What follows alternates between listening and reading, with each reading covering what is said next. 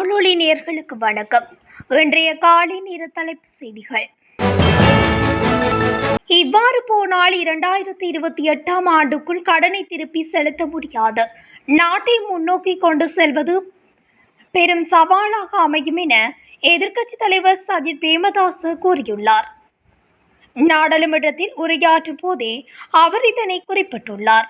அவர் மேலும் தெரிவிக்கையில், தற்போதைய அரசாங்கத்தின் கொள்கை அறிக்கையில் புதிய கடன் மறுசீரமைப்பின் கீழ் புதிய நிபந்தனைகளுடன் கூடிய சர்வதேச நாணய நிதிய ஒப்பந்தம் எட்டப்படும் என்று கூறப்பட்டிருந்தாலும் அது முன்னெடுக்கப்படாது.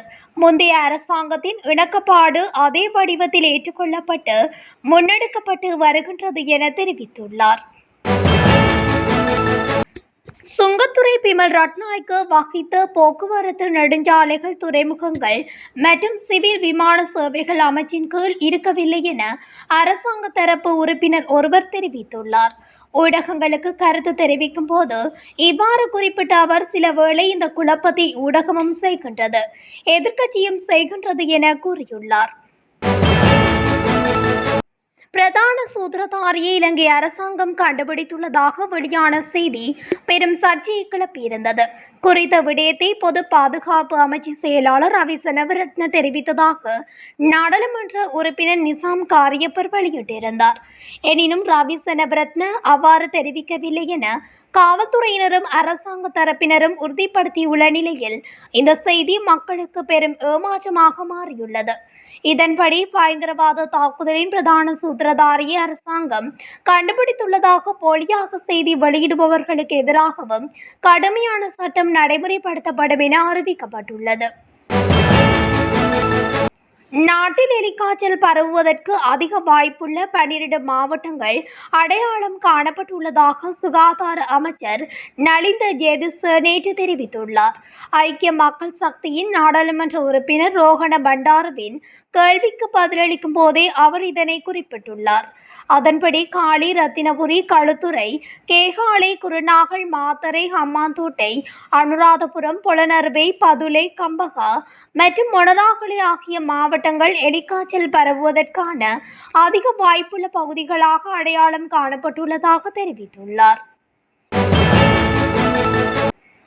இந்த அரசாங்கம் மலையக மக்களுக்கு வீடுகள் வழங்கவில்லை என்றும் சான்றிதழ்களை மட்டுமே வழங்கி எமது மக்களை ஏமாற்றியுள்ளீர்கள் என நாடாளுமன்ற உறுப்பினர் ஜீவன் தொண்டமான் தெரிவித்துள்ளார்.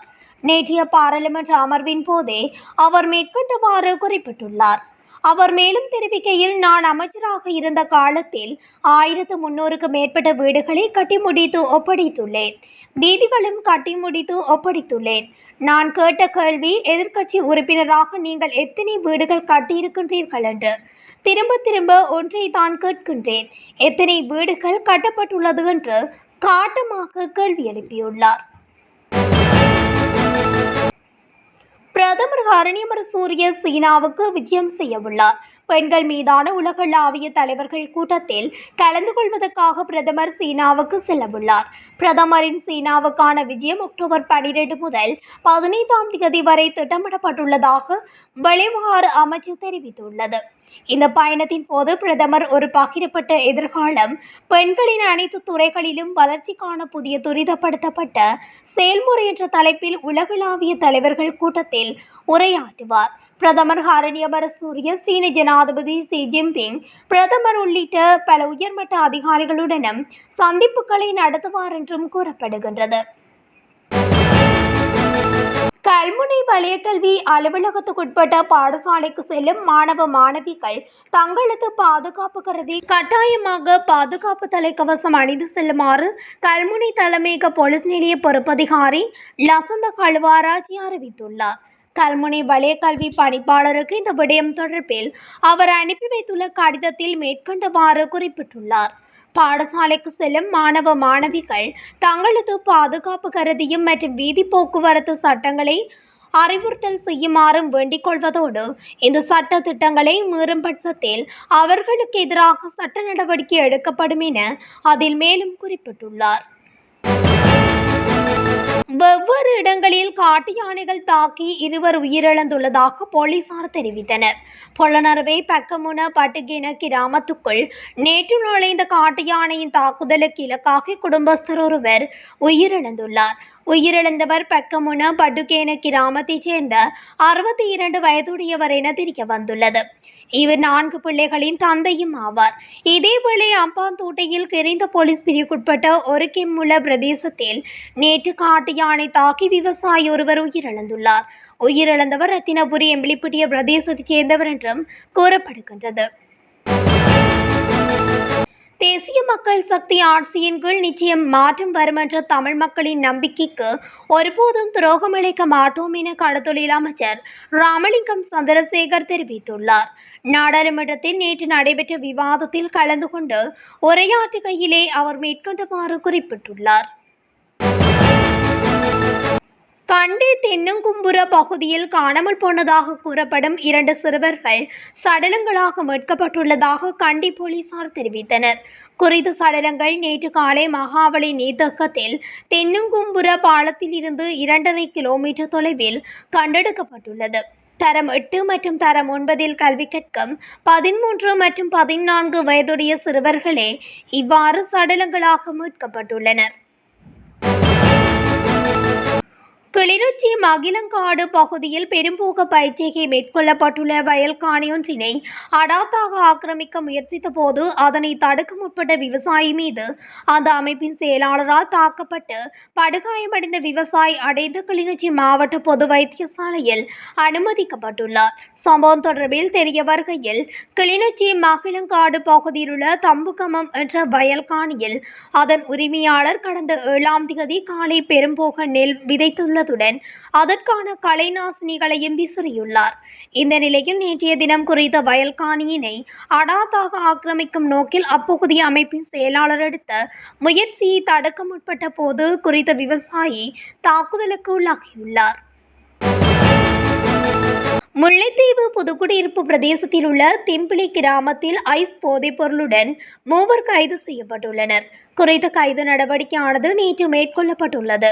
போதைப்பொருள் விற்பனை செய்யப்படுவதாக புதுக்குடியிருப்பு போலீஸ் நிலையத்துக்கு கிடைத்த தகவலுக்கு அமைய போலீசார் குறித்த பகுதிக்கு சென்று வீடு ஒன்றினை சோதனை செய்தனர். இதன்போது ஐஸ் போதைப்பொருள் மற்றும் போதை மாத்திரைகளுடன் கணவன் மனைவி உள்ளிட்ட 3 போலீசார் கைது செய்துள்ளனர். பாதுகை பிரதேசத்தில் பாடசாலை ஒன்றில் திடீரென சுகையினமுற்று 60 மாணவர்கள் வைத்தியசாலையில் அனுமதிக்கப்பட்டுள்ளதாக பாதுகை போலீசார் தெரிவித்துள்ளனர். இந்த சம்பவம் நேற்று காலை இடம்பெற்றுள்ளது. பாடசாலையில் வழங்கப்பட்ட காலை உணவை உட்கொண்ட 60 மாணவர்கள் திடீரென சுகையினமுற்றுள்ளனர். இதனையடுத்து சுகையினமுற்ற மாணவர்கள் அனைவரும் பாதுகை பிரதேச வைத்தியசாலையில் அனுமதிக்கப்பட்டுள்ளனர். வைத்தியசாலையில் அனுமதிக்கப்பட்ட மாணவர்களில் 40 பேர் சிகிச்சை பெற்றுவிட்டு மீண்டும் வீடு திரும்பியுள்ளதாக கூறப்படுகின்றது. ஏனையவர்கள் வைத்தியசாலையில் தொடர்ந்து சிகிச்சை பெற்று வருவதாகவும் 3 மேலதிக சிகிச்சைக்காக கோமாகம ஆதார வைத்தியசாலைக்கு மாற்றப்பட்டுள்ளதாகவும் போலீசார் தெரிவித்தனர். கொழும்பு நுகேகொட பகுதியில் உள்ள ஒரு ஹோட்டலில் உள்ள நீச்சல் தடாகத்தில் 5 வயது மாணவன் உயிரிழந்த சம்பவம் தொடர்பில் 7 பேர் கைது செய்யப்பட்டுள்ளனர். மாணவன் படித்த பாலர் பாடசாலையின் பிரதி அதிபர் உட்பட 7 பேரை மிரிகான போலீசார் கைது செய்துள்ளனர்.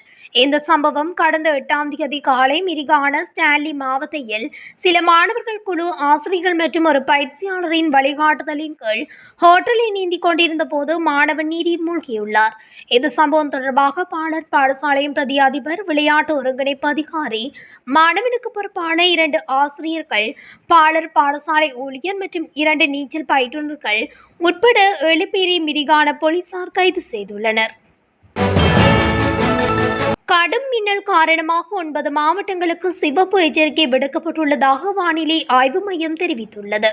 இந்த நிலையில் கிழக்கு ஊவா மத்திய மாகாணங்கள் மற்றும் பொலனறுவை மாவட்டத்தில் கடுமையான மின்னல் தாக்கம் ஏற்படுவதற்கான வாய்ப்புள்ளதாக எச்சரிக்கை விடுக்கப்பட்டுள்ளது.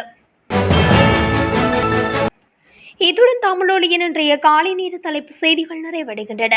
தொடர்ச்சியாக செய்திகளை அறிந்து கொள்ள தமிழொலி ஊடகத்துடன் இணைந்திருங்கள். நன்றி, வணக்கம்.